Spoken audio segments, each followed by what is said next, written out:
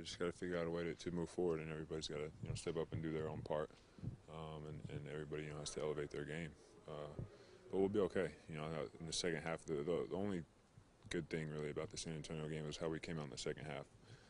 We realized our mistakes in the first half and came out and executed, but we'd put ourselves in such a huge hole the first half that didn't really help much. Is it good to have it not be open-ended with Chris? That it's not a situation where you guys kind of know when he'll be back, around when he'll be back, and you know how long. Does that matter at all?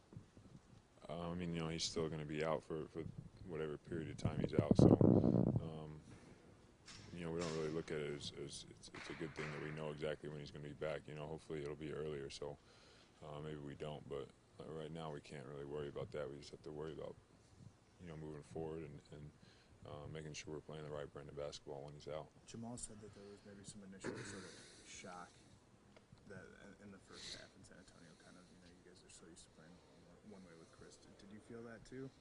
I wouldn't say shock. I just felt like we didn't really get into the things we wanted to get into, and it takes a little bit. DC hasn't really played with that group. Darren hadn't really played with the four starters really in that setting. So I think we kind of had to realize what was going to work for us and what wasn't. And then, like I said, in the second half we did a much better job. In shoot around today, did you get more into the rhythm as a group?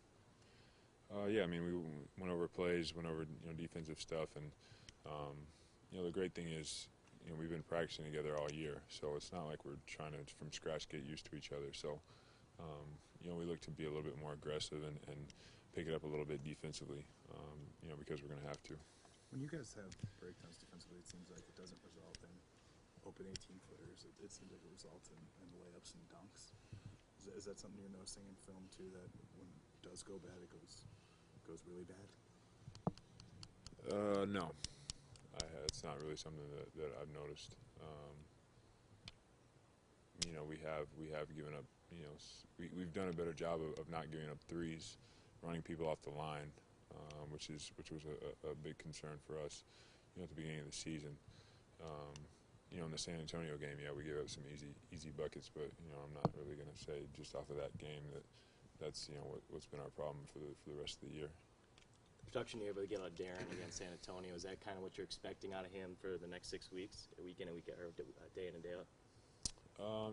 Obviously, it's going to have its ups and downs, but Darren's very capable of scoring, leading the offense, and passing. So we just need to do a good job of helping him get into that role and embrace that role, and do everything we can to make it easier on him. Have you guys set a goal as a team, as like where you want to be when those 6 weeks are up, when Chris comes back?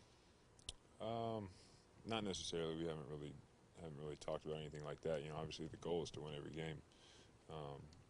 So we don't want to be any worse than where we are today. Obviously we want to make a push, and we're capable of that. But we have to play the right brand of basketball, throughout the next however many weeks we don't have Chris.